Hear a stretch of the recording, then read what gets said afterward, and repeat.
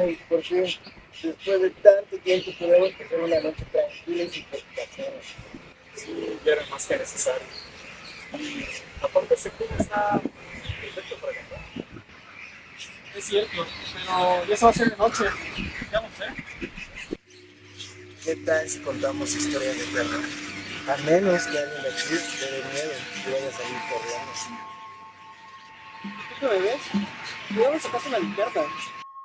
Yo solo decía. Bueno, ya, tranquilos los dos. Ya tengo una historia muy buena. Ay, Rafa, tus historias ni siquiera dan miedo. Pero esta no es una historia cualquiera. Es una leyenda. Y pasó aquí hace algunos años. Bueno, pues cuéntala. Era un día normal, cuando un señor iba de regreso después de un arduo día de trabajo, y lo único que pensaba era en por fin llegar a su casa para descansar. El señor siempre tenía que atravesar todo su llano, que se caracterizaba por tener un gran árbol de higo en el centro.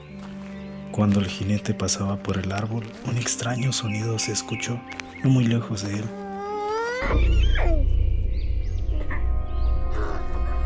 Se trataba del llanto de un bebé. Ay, no manches, eso ni da miedo. Mejor cuento algo yo. Ay, por favor, si la de él no da miedo, menos la tuya. Espérense, déjenme terminar. No se precipiten todavía. Al acercarse, el señor logra ver a un bebé abandonado a los pies del árbol de higo. Y se empieza a preguntar, ¿qué madre tan desnaturalizada abandonaría a su hijo en la maleza? Por lo que decide subir el bebé al caballo para llevárselo a su casa. Ay, por favor, eso es imposible. ¿Quién en su vida dejaría a un niño solo en medio de la nada? Pues es una historia bastante vieja. Puede ser que haya pasado antes. ¿Me van a dejar terminar? ¿Sí? Gracias. Ya de camino a casa, el bebé comenzó a decir algunas palabras.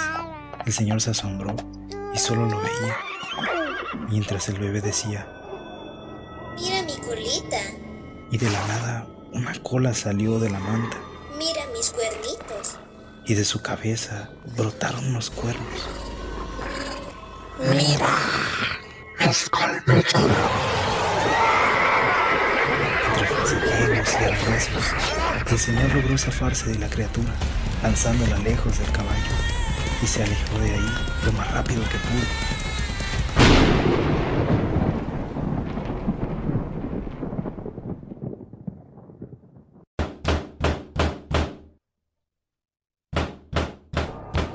Al llegar a su casa, le contó a su familia lo que había ocurrido, pero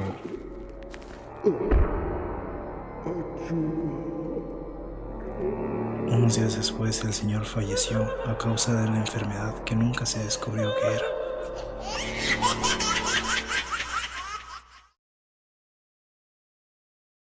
Tras su muerte, la familia decidió mandar a cortar el higo del llano, ya que lo relacionaban un poco con la historia de la criatura.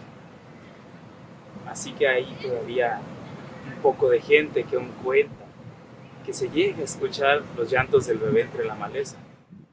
Entonces puede significar que tal vez siga la criatura adentro, esperando a su próxima víctima. ¡Ja! No, hombre, te la rifaste. Ni siquiera se usaste ni al Rodri. Como si tuviera 5 años. Bueno, pues piensen lo que quieran, pero esto de verdad pasó. De hecho, si van al llano, aún se logra ver en medio justamente el tocón de árbol de higo. Pues claro que vamos a ir, ¿verdad, Rodri? A mí no me metas en tus pedos, güey. Ay, no seas llorón. Vas a ver que no hay ningún bebé demonio. Bueno, hagan lo que quieran. Yo de mientras creo que me quedo acá y pues voy a ir haciendo la fogata porque ya es bastante tarde. Ya estoy.